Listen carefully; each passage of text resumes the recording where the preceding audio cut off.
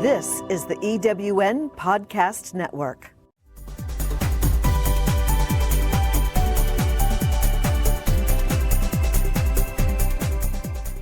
Welcome to Prime Spark, the podcast that brings you conversations that inspire, celebrate, and empower women over 55. The second women's revolution is here, and it is time for us to fuel a spark that will ignite your way forward, illuminate your path, and reflect your gifts in the world. Now, here is your host for Prime Spark, Sarah Hart.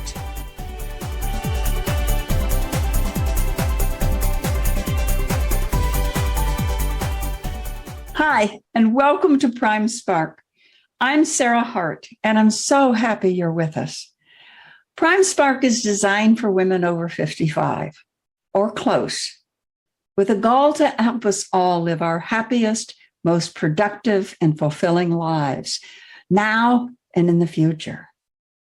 The mission of Prime Spark is to change the way our society sees and treats older women. That's a big mission, which only means we all need to be involved and we need to get started now. And today I have the pleasure of speaking with Rebecca Bloom, a woman whose work I greatly admire. Rebecca Bloom is a storytelling coach, editor, content strategist, and writer. Rebecca has written and edited numerous books, including memoirs, cookbooks, workplace manuals and business books, and project managed publications for many of her clients. Rebecca has also devised and led memoirs classes and writers' workshops and coached writers and speakers in genres and formats, including historical fiction, memoirs, novels, pilots, screenplays, pitches, treatments, blog posts, scholarly pieces, TED Talks, and more. A former workplace and benefits attorney, Rebecca has served nonprofits in the education and women's health space throughout her career. Her longest and proudest affiliation is with Bay Area Cancer Connections, where she has served as a patient advocate and advisor for women fighting breast and ovarian cancer for over 23 years. Rebecca received her BS in Humanities from Yale University and her JD from New York University School of Law. Welcome, Rebecca. I'm so happy you're here. Hello, Sarah. So nice to be here. Good. So let's get started. Let me just ask you, do you experience getting older? And if you do, what is that experience? And if you don't, why is it that you think you don't? Well, sure I do. I think everybody does. I think the question is how you frame it in your own head. And yes, there are some physical things. My shoulders seem to enjoy freezing all of a sudden, something I did not anticipate at this moment in my life. But mostly for me, yes, I experience getting older, but I do it with a kind of joy and wonder. I really am not interested so much in dwelling on the negative associations of getting older, so much as embracing the challenges and accepting and implementing the wisdom and the love that is mine. That's beautiful. You know, I have talked to so many older women about their experience of aging or not or whatever, and I'll bet you 99% say similar to what you said. Yes, I experience it physically. I have, this pain or hurt that I didn't have. But overall, I feel wonderful. I feel much better. I feel, freer, more me. I'm happy, So that is something that our society needs to understand, that we're better as we get older. We're not worse as we get older. So one of the things I would love to hear you explain is your website, Hold This While I Pee Productions. I found it absolutely riveting to read it. Tell us about what it is and what you do. Absolutely. So what we do with, and I work on this with my partner and colleague, Pamela Weiss, is we are trying to incubate and elevate women's stories. So that has a really a transmedia feel to it. It isn't, we don't decide before talking with a woman who we work with where it's going to go or what it's going to be. Pamela has so much experience in journalism and in screenwriting, and I have all the varied experience that I have with publishing and books and, various media, TED Talks, as you mentioned, things like that. And so what we're trying to do is help women control their own intellectual property and then think about the different modalities, the best ways to reach the audiences that they're hoping to reach. What are the platforms? What are the genres? What is the purpose? What is the goal? All these things really make a difference when you try to strategize that. So that's what we do with our writers, and it's absolutely thrilling and exhilarating. So if I came to you with a story, what would we do together? So the first thing we'd do is we'd say, Sarah, what are you hoping to achieve by telling this story? That'd be the first thing. And then we would really help you strategize. Well, is this a memoir? Is this a self-help book? Is this something that you think would reach the audience and reach your goals in a better way if it was visually told? What might that look like? There's so many, it's almost dizzying how many ways you can get a message out today. And some of them, unfortunately, are really reductive and they're really soundbitey. With all due respect to the TikTokers of the world, it's an art form, I suppose. But, there are so many ways to get a meaningful story out there, so many avenues, so many different websites, magazines, conferences. Sometimes the best way to get a story out is get yourself on the docket of a conference where people are talking about something you really care about. Get out there and meet the other people who care about it too. Sometimes that's what people are looking for. So what is a story, Rebecca? It's the ancient and sweet thing that makes us human. That's what a story is. A story is, it's the lifeblood of our humanity. It's that big. And obviously it can be co-opted. We can talk about it in a corporate way. We can talk about it in a Hollywood way, but it all comes back to that.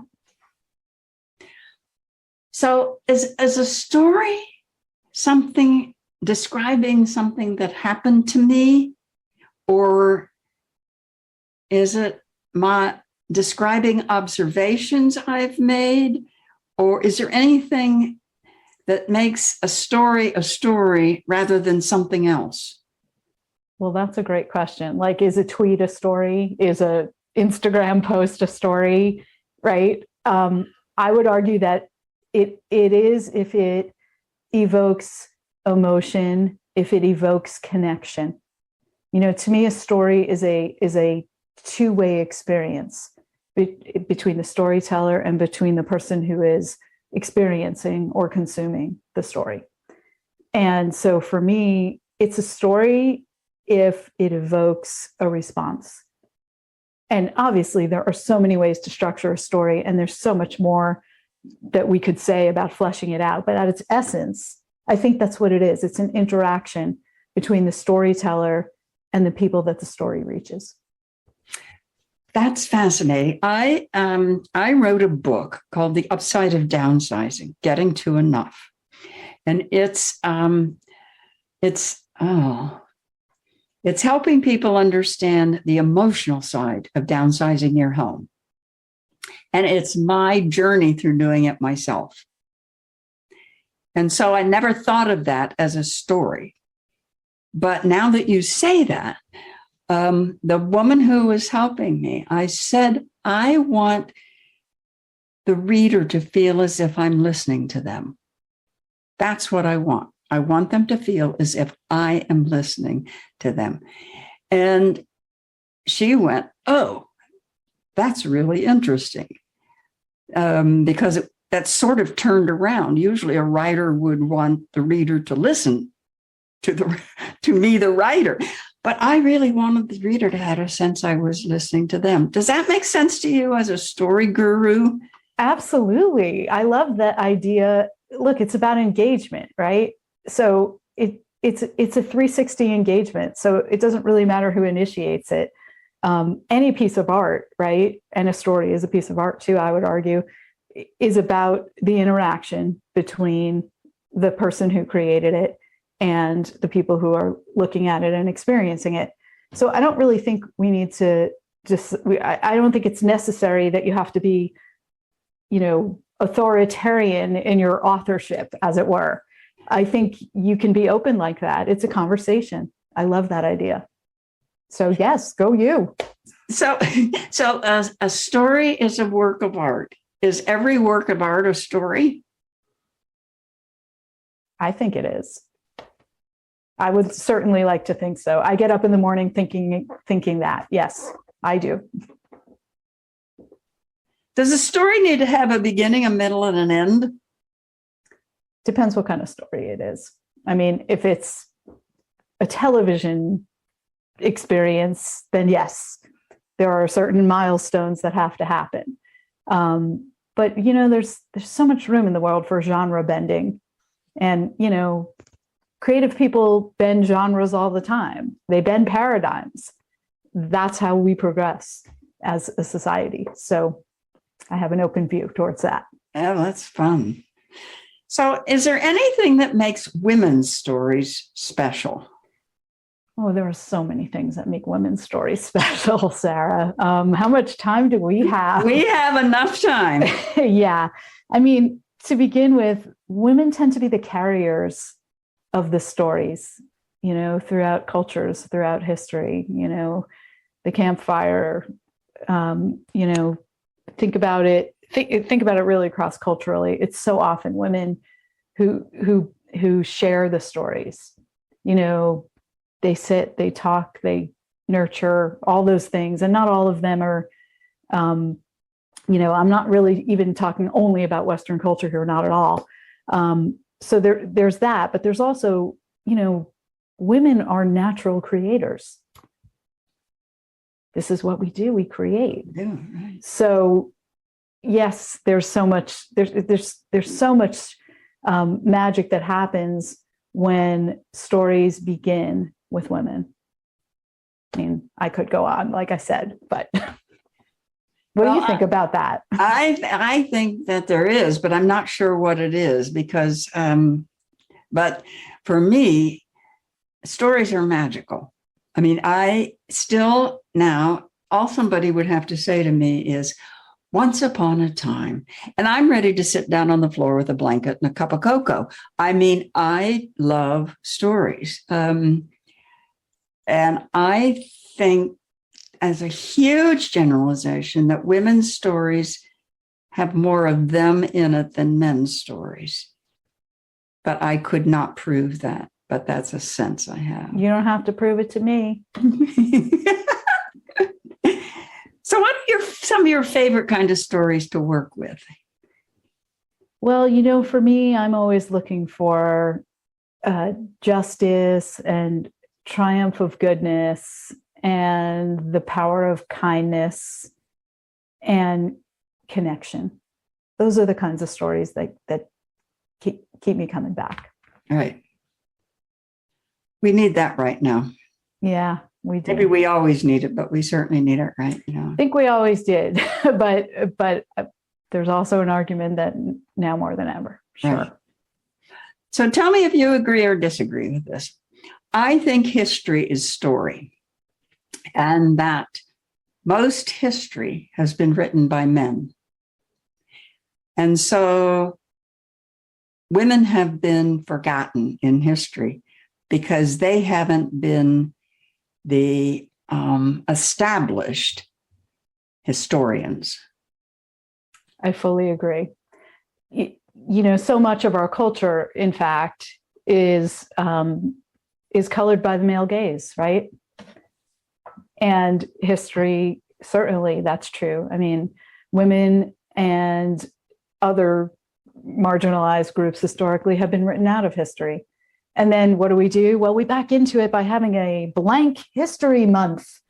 Think about that, right? Instead of Women's History Month or Black History Month, it should be every day is each of those things, because it should be woven together and integrated the way human society is and should be. But, that's a telltale sign that we're not there yet, isn't it? I love that. I'd never actually thought of that. That's absolutely right. Why do we have to highlight it? We have to highlight it because it's not there. That's exactly why. Interesting. So, Rebecca, what are some of the things you're working on right now that are most fun and interesting to you? So for me, I am working with women writers in so many different capacities. And some of the stories are just so transcendent to me. Stories about women's origins and where they came from, how they started, what they've done with it, how they've seen their challenges turn into strengths, and how they wear those scars like amulets of power. These are the things that are really exciting to me. And obviously there are specifics that are quite vivid all over the map, but those are the through lines. So can you imagine something more fun than getting up in the morning and doing that? No. Well, there you go. Fun.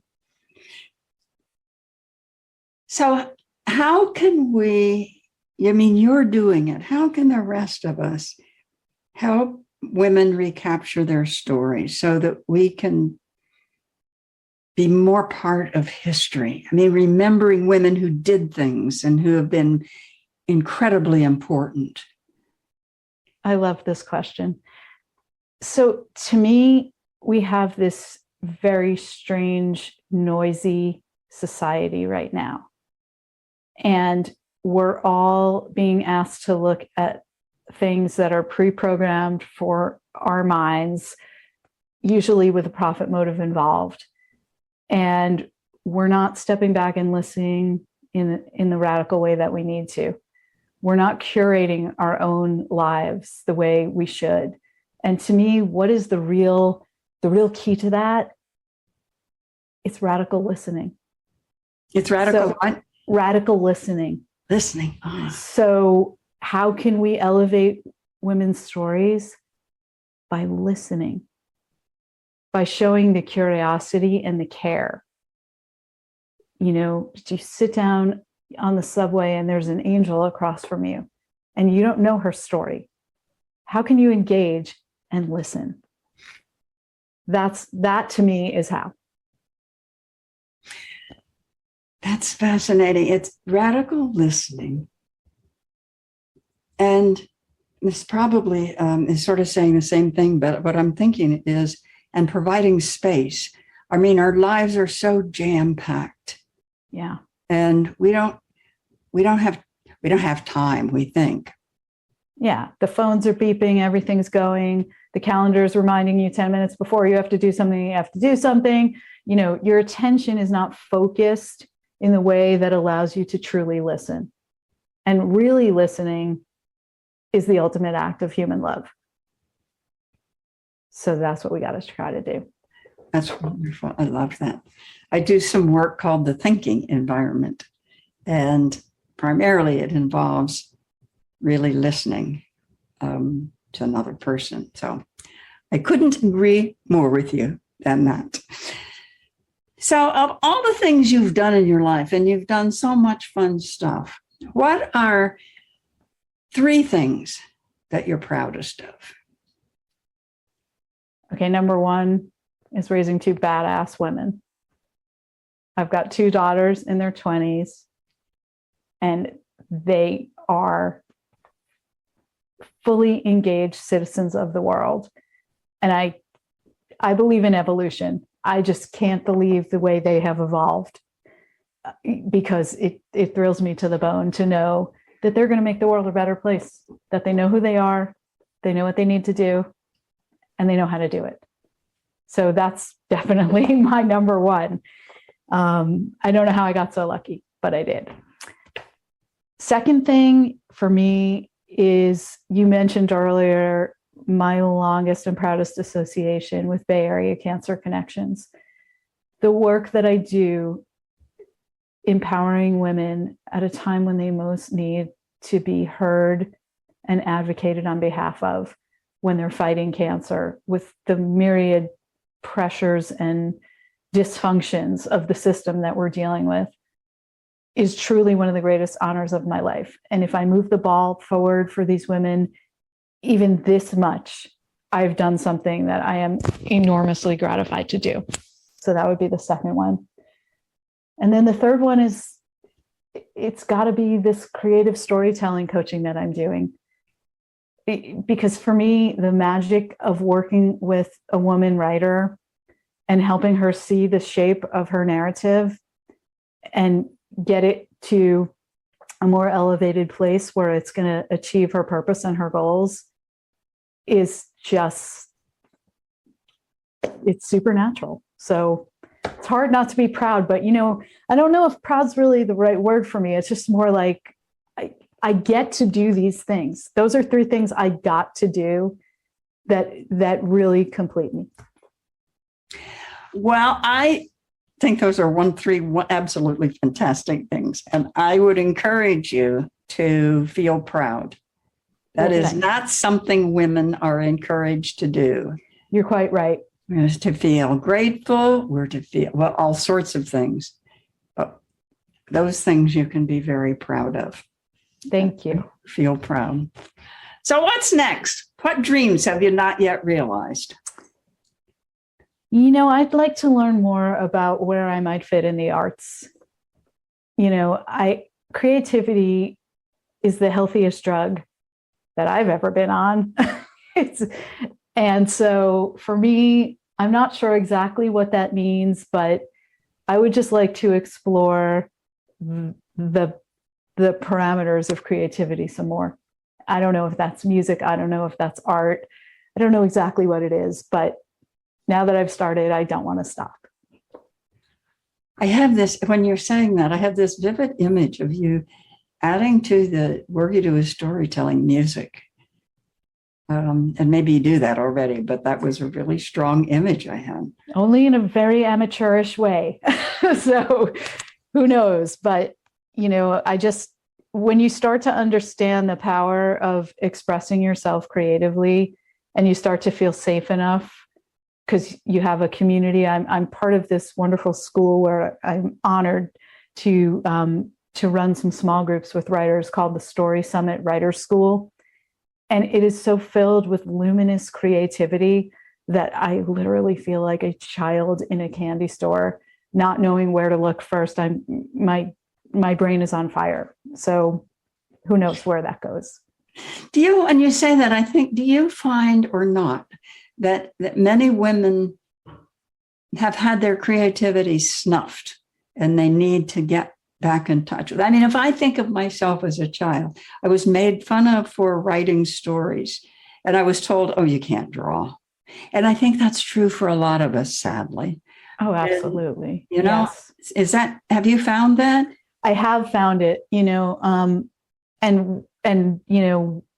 some of the wonderful leaders of the school talk about how you should turn those wounds into art, because I think we've all experienced rejection, stifling, some feeling that somehow what it is that we're trying to put out there is not approved of content in some way, one way or the other, right?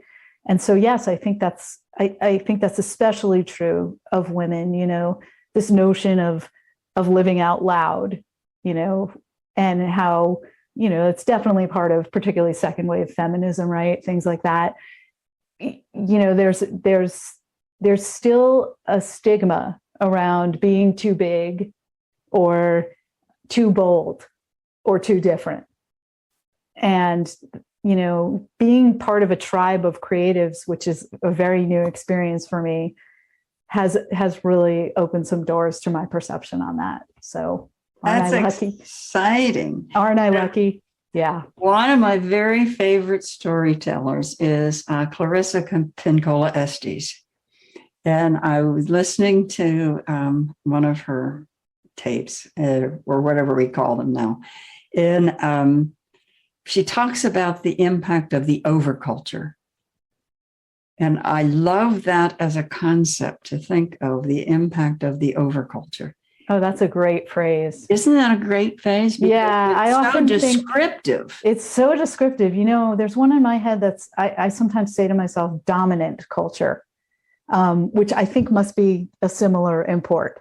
But yeah, that's a really nice phrase. I love it. Yeah. So, Rebecca, anything else at all you'd like to tell us about storytelling, or your experiences, or working with women, or older women's stories as compared with younger women's stories, or whatever?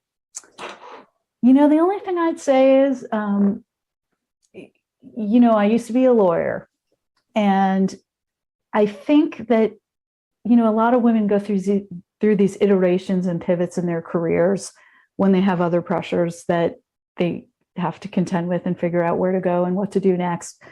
And, you know, there was a time in my life when I really regretted spending all that time and all that energy preparing for a legal career, and then working like a dog, literally dog years, you know, at the beginning of my legal career, in terms of, you know, the hours and the stress and all that stuff. But looking back on it now, it makes such great sense to me that I really see what I got out of that. I really see that it helped me understand frameworks, and really I use it in my storytelling work all the time in ways that I never anticipated that I would. You know, not just the precision with words, but the structuring of a narrative. And so what I learned from that, and what I hope other women will always think about, is all these things that you've done in your past can be a beautiful and transcendent part of your future if you choose to see it that way. I love that. One of my moments in working with some older women that I find saddest is the woman who has, for example, and there are other stories, but for example, spent most of her life as the homemaker. And so she's taken care of a family, a partner. She's been responsible for several calendars. She's often responsible for the finances. She does all the organizing of the home, of the children as they're growing up. She's been on countless school committees. She's been on boards. And now it's at a time in her life when her children are gone, and she doesn't feel as if she has any skills.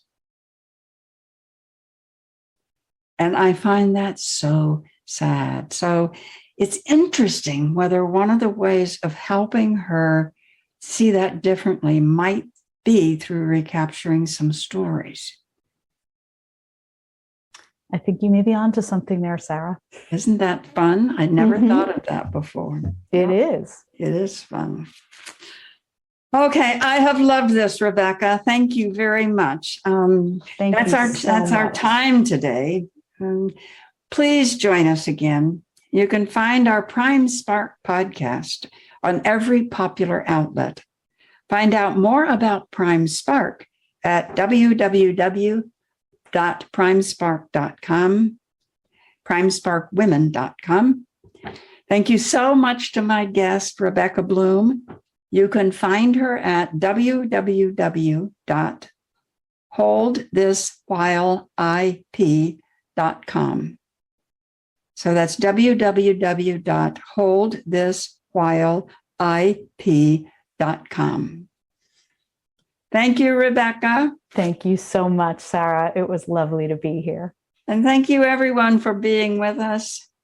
Take care, spread tolerance and love. Bye-bye.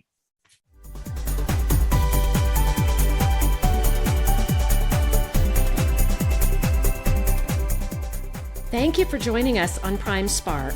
With each episode, Sarah Hart brings you conversations that inspire, celebrate, and empower women over 55.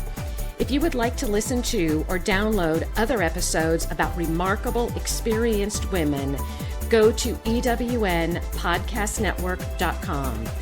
This podcast is also available at Spotify, Apple Podcast, and most other major podcast sites. The second women's revolution is here, and we hope that you use the insights you've gained here to fuel the spark that will ignite your way forward, illuminate your path, and reflect your gifts in the world.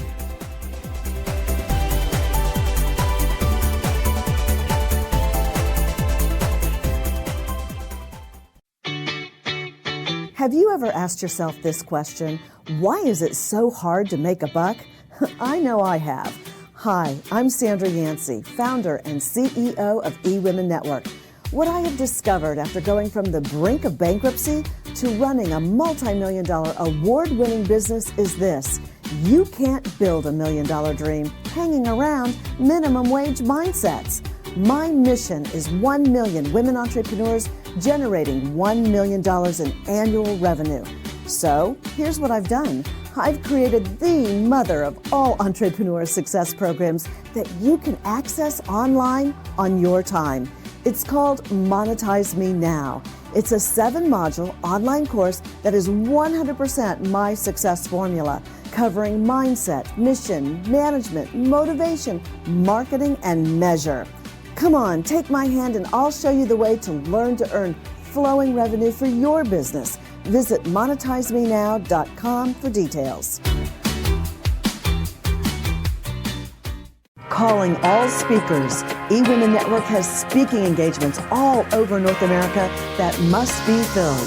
Are you a gifted messenger, author, expert, or successful entrepreneur that can help women entrepreneurs grow their businesses? Our mission is to help 1 million fulfilled women each achieve $1 million in annual revenue. If you're a speaker that can help women prosper, go to eWomenNetwork.com and sign up as a pro member of our Speakers Network. That's eWomenNetwork.com. Thanks for listening. This is the EWN Podcast Network.